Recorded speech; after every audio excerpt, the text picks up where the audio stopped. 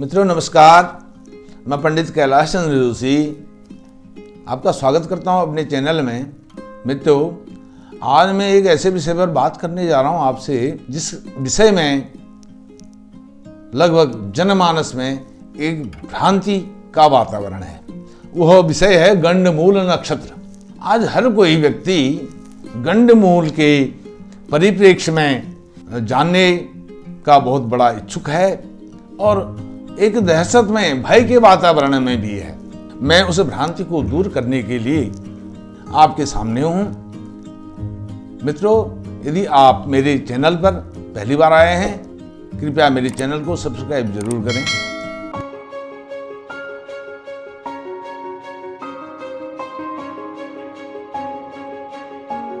आइए गंडमूल पर चर्चा आरंभ करते हैं। मित्रों, जो गंडमूल नक्षत्र हैं वो मुख्य रूप से 6 नक्षत्र गंडमूल संज्ञक हैं। वो 6 नक्षत्र हैं अश्विनी, आश्लेषा, मघा, ज्येष्ठा, मूल और रेवती। यह 6 नक्षत्र हैं। यह 6 नक्षत्र गंडमूल संज्ञक हैं। मेरी बात को, मेरे शब्द को अच्छी तरह से सुनिए। यह 6 नक्षत्र गंडमूल संज्ञक हैं, पूर्ण रूप से गंडमूल नहीं हैं। मैं अपनी बातों से आपको समझाऊंगा यह गंडमूल संज्ञक कैसे हैं और गंडमूल पूर्ण रूप से गंडमूल नक्षत्र यह क्यों नहीं हैं।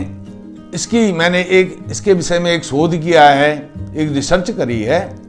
300 जन्म पत्रिकाओं पर, 300 जातकों पर जो 300 बच्चे हुए हैं, इन 6 नक्षत्रों में जो पैदा हुए हैं, उन 6 नक्षत्रों में पैदा हुए 300 जातकों पर मैंने एक रिसर्च करी है। उस रिसर्च के बाद मैं आपके सामने प्रस्तुत हूं। वह रिसर्च में मैंने इसकी एक परिभाषा उसके आधार पर बनाई है। वह परिभाषा यह है, जब राशि और नक्षत्र पूर्ण हो रहे हों, राशि भी पूर्ण हो रही है और वह नक्षत्र भी पूर्ण हो रहा हो, तो उसके बाद अगली राशि जब आएगी और वह नक्षत्र आरंभ हो रहा हो और वह नक्षत्र पूर्ण रूप से उसी राशि में हो जिस राशि में वह नक्षत्र आरंभ हो रहा हो, राशि भी आरंभ हो रही हो। परिभाषा एक बार आप और सुनिए।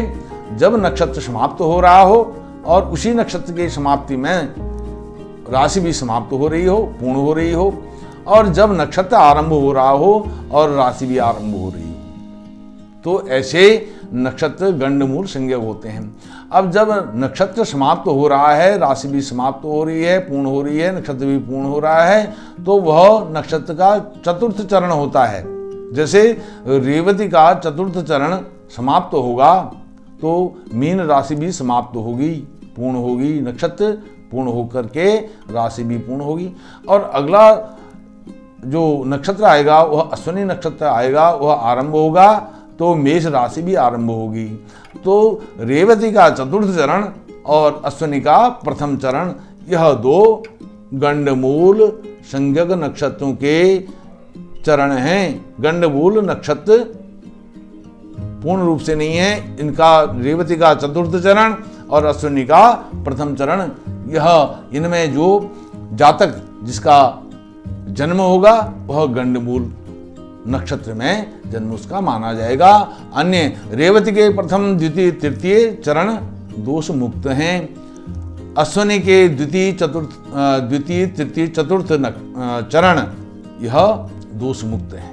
केवल रेवती का चतुर्थ चरण दोष युक्त है और अश्विनी का प्रथम चरण दोष युक्त है, क्योंकि रेवती समाप्त हो रहा है, अश्विनी आरंभ हो रहा है, तो संक्रमण, जहाँ पर संक्रमण हो रहा है और एक रेवती नक्षत्र पूर्ण रूप से मीन राशि में है, अश्विनी नक्षत्र पूर्ण रूप से मेष राशि में है। इसी प्रकार से आश्लेषा पूर्ण नक्षत्र कर्क राशि में रहता है और मघा पूर्ण नक्षत्र सिंह राशि में रहता है। जब आश्लेषा पूर्ण होता है तो कर्क राशि पूर्ण होती है, जब मघा आरंभ होता है तो सिंह राशि आरंभ होती है। इसी प्रकार से जैसे रेवती और अश्विनी का है, उसी प्रकार से आश्लेषा का चतुर्थ चरण, मघा का प्रथम चरण यह दोष युक्त हैं, अन्य चरण दोष मुक्त हैं। इसी प्रकार से ज्येष्ठा और मूल, ज्येष्ठा का चतुर्थ चरण दोष युक्त है और मूल का प्रथम चरण दोष युक्त है, अन्य चरण ज्येष्ठा और मूल के दोष मुक्त हैं। इसी प्रकार से फिर अश्विनी और रेवती की बात होती है। मित्रों, इस प्रकार से मैंने यह एक शोधपरक जो तथ्य है आपके सामने प्रस्तुत किया है। और जो अश्विनी, आश्लेषा, मघा, ज्येष्ठा, मूल और रेवती ये 6 नक्षत्र हैं। इन 6 नक्षत्रों के स्वामी क्रमशः केतु और बुध होते हैं। इन नक्षत्रों के जो स्वामी होते हैं केतु और बुध होते हैं। जैसे अश्विनी नक्षत्र का स्वामी केतु होता है, मघा नक्षत्र का स्वामी केतु होता है और मूल नक्षत्र का स्वामी भी केतु होता है। और इसी प्रकार से आश्लेषा नक्षत्र का स्वामी बुध होता है और ज्येष्ठा नक्षत्र का स्वामी बुध होता है और रेवती नक्षत्र का स्वामी भी बुध होता है। तो केतु और बुध इन नक्षत्रों के स्वामी होते हैं। अन्य नक्षत्र चरण जो हैं, इन्हीं नक्षत्र चरणों के वह अन्य दोष मुक्त होते हैं। अब क्या होता है, रेवती में कोई भी जातक का जन्म होता है तो लोग उसको पूरा ही उसको गंडमूल नक्षत्र में उसकी गिनती करते हैं। यह सर्वथा उचित नहीं है, अनुचित है। इसी प्रकार से आश्लेषा मघा में भी, ज्येष्ठा मूल में भी और रेवती में भी पूर्ण रूप से उस नक्षत्र को गंडमूल की श्रेणी में रख देते हैं। यह सर्वथा अनुचित है। अब इन नक्षत्रों के रेवती के चतुर्थ चरण, अश्विनी की प्रथम चरण, आश्लेषा का चतुर्थ चरण, मघा का प्रथम चरण, ज्येष्ठा का चतुर्थ चरण, मूल का प्रथम चरण, रेवती का अंतिम चरण यह दोष युक्त हैं।